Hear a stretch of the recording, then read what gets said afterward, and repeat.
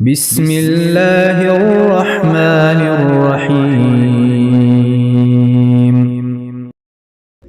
ابو بردہ نے بیان کیا اور ان سے ابو موسیٰ اشعری رضی اللہ عنہ نے کہ میں رسول کریم صلی اللہ علیہ وسلم کی خدمت میں آیا، میرے ساتھ میرے قبیلے اشعر کے 2 مرد اور بھی تھے۔